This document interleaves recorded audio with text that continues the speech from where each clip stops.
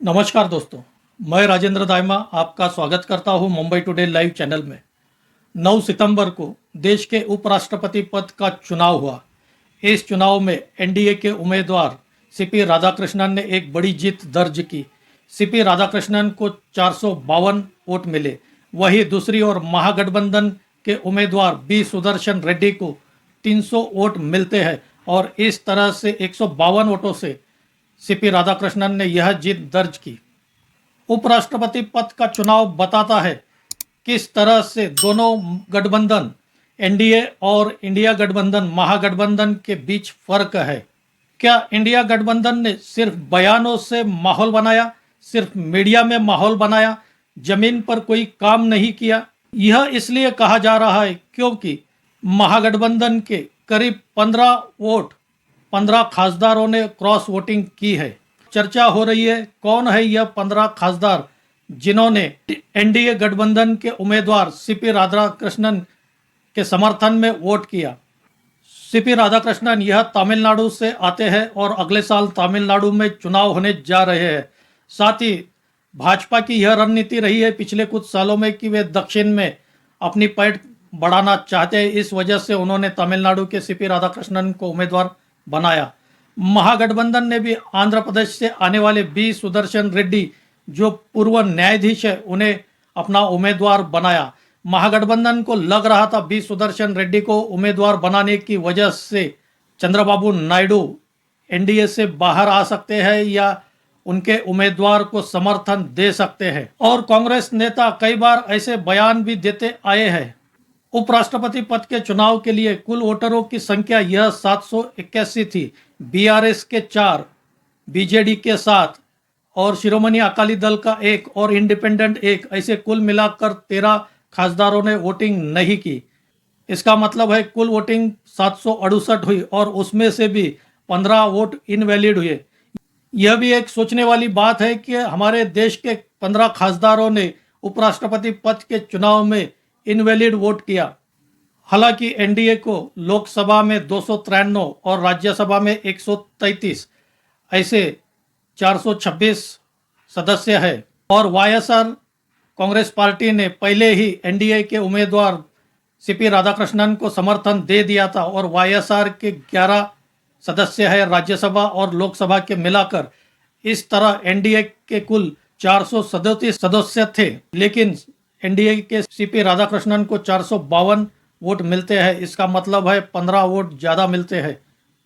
जहां एक तरफ महागठबंधन एनडीए को तोड़ने की सोच रही थी, एनडीए के खासदार महागठबंधन के उम्मीदवार बी सुदर्शन रेड्डी के समर्थन में वोट देंगे ऐसा सोच रही थी। ऐसा होता नहीं है। उन्हीं के महागठबंधन के 15 खासदारों ने क्रॉस वोटिंग की। अब चर्चा हो रही है यह कौन से 15 खासदार है। ऐसा माना जा रहा है इसमें से ज़्यादातर क्रॉस वोटिंग करने वाले खासदार यह महाराष्ट्र से है और शिवसेना उद्धव ठाकरे की पार्टी से है और एनसीपी शरद पवार की पार्टी से है, ऐसा कहा जा रहा है। क्योंकि कुछ दिन पहले ही शिवसेना एकनाथ शिंदे के नेता श्रीकांत शिंदे ने यह बयान दिया था कि शिवसेना उद्धव ठाकरे के कई खासदार उनके संपर्क में है, और रिजल्ट आने के बाद भी उन्होंने माना है कि शिवसेना उद्धव ठाकरे के खासदारों ने एनडीए के उम्मीदवार के पक्ष में वोटिंग की है। हालांकि उन्होंने शिवसेना यूबीटी का नाम नहीं लिया, लेकिन इशारों में कह दिया कि समझने वालों को इशारा काफ़ी है। दूसरी ओर यह भी माना जा रहा है कि एनसीपी के शरद पवार के भी कुछ खासदारों ने एनडीए उम्मीदवार सीपी राधाकृष्णन के समर्थन में वोट किया है। हालांकि कुछ दिन पहले ही शरद पवार ने खुद मीडिया में आकर यह कहा था कि महाराष्ट्र के मुख्यमंत्री देवेंद्र फडणवीस ने उन्हें फ़ोन किया है उपराष्ट्रपति पद के उम्मीदवार सीपी राधाकृष्णन को समर्थन देने के लिए, लेकिन शरद पवार कहते हैं कि मैंने स्पष्ट मना कर दिया। लेकिन यहाँ सोचने वाली बात है, क्या शरद पवार जो कहते हैं वो करते हैं? क्योंकि कई बार ऐसा देखा गया है कि जो शरद पवार कहते हैं ठीक उसके उल्टा वह काम करते हैं। तो क्या शरद पवार के एनसीपी पार्टी के खासदारों ने एनडीए उम्मीदवार के समर्थन में वोट किया? ऐसी भी चर्चा है कि तमिलनाडु, पंजाब और केरल के कांग्रेस के खासदारों ने भी एनडीए उम्मीदवार सीपी राधाकृष्णन के समर्थन में वोट किया है। हालांकि आज सुबह संजय राउत से पत्रकारों ने उनसे यह प्रश्न पूछा उनके खासदारों के क्रॉस वोटिंग के बारे में तो संजय राउत ने कहा जो भी यह आरोप लगा रहा है उसकी अकल घुटने में है। उन्होंने इस बात से साफ इनकार कर दिया कि शिवसेना यूबीटी के खासदारों ने क्रॉस वोटिंग की है। और यही हुआ ना, गिरे तो भी टांग ऊपर जिसे कहते हैं, वैसी ही बातें संजय राउत कर रहे हैं।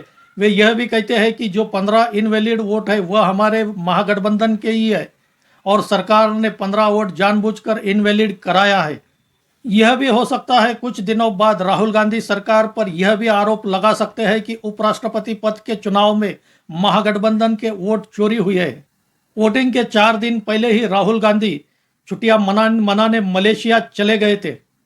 दूसरी ओर एनडीए उपराष्ट्रपति पद का चुनाव की तैयारी कर रही थी। उन्होंने मॉक पोल भी कराया अपने सदस्यों के लिए, लेकिन दूसरी ओर महागठबंधन में तालमेल की कमी नजर आती है।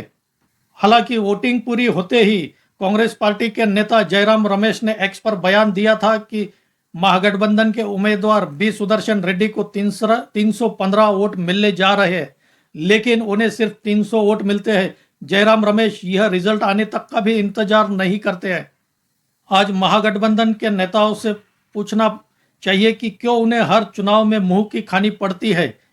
15 खासदारों की संख्या यह कोई कम नहीं है और इतनी बड़ी संख्या में विपक्ष के खासदारों ने सरकार के समर्थन में वोट दिया है।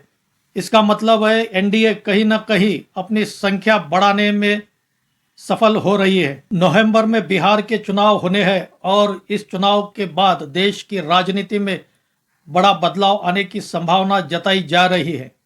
दोस्तों, आपकी क्या राय है इस बारे में, आप भी कमेंट करके बताइए। मेरा यह वीडियो अच्छा लगा हो तो इसे लाइक करें, शेयर करें और मेरे इस चैनल को सब्सक्राइब करें। आज यही रुकते हैं। धन्यवाद।